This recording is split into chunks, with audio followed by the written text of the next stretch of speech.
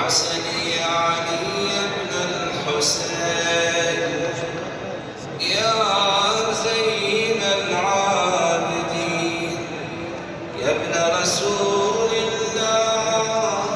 يا حجة الله على خلقه يا سيدنا ومولانا إنا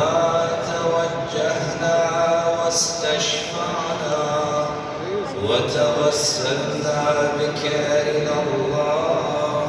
وقدمناك